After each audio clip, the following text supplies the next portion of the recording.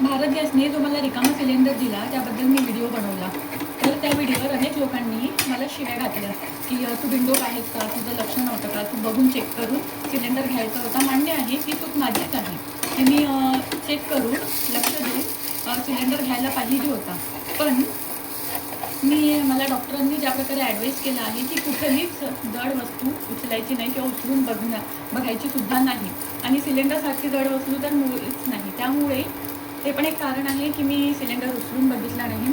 आणि दुसरं म्हणजे मी तो व्हिडिओ बनवून याच्यासाठी टाकला की जो फ्रॉड माझ्याबरोबर घडला तो अजून कोणाबरोबर नको व्हायला. माझे फॉलोअर्स बऱ्यापैकी आहे, त्यामुळे मला लोकांना हे सांगायचं होतं की बघा, माझ्यासोबत असं घडलं तर तुम्ही अवेअर राहा. तुम्ही सिलेंडर येताना मी जी चूक केली ती करू नका, जेणेकरून तुमच्यासोबत असा फ्रॉड होणार नाही. चूक तर माझी आहे, मी ते मान्यही करते की एकदा चेक करायचं होतं. पण जर समोरचा व्यक्ती विश्वासाने तुमच्याकडून कुठली वस्तू घेतो आहे आणि ती जर व्यक्ती चेक करत नाही आहे, तर याचा अर्थ हा नाही ना की तुम्ही त्यांची फसवणूक करा किंवा तुम्ही कुठली चुकीची वस्तू त्यांना द्याल, बरोबर ना? तर त्यामुळे मला लोकांना हे सांगायचं आहे की कमेंटमध्ये मला चुकीचं नका म्हणू.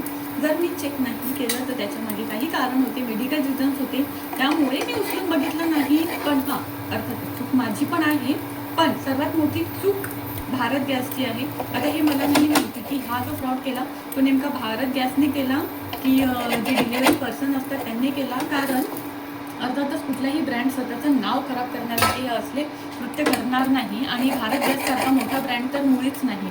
त्यामुळे ही नेमकी चूक कोणी केली आहे हे मला माहिती नाही. तर त्यासाठी अवेअरनेससाठी मी हा व्हिडिओ टाकला. प्लीज मला कोणी चुकीचं कमेंटमध्ये बोलू नका किंवा कमेंटमध्ये तुम्ही लोकही भांडू नका.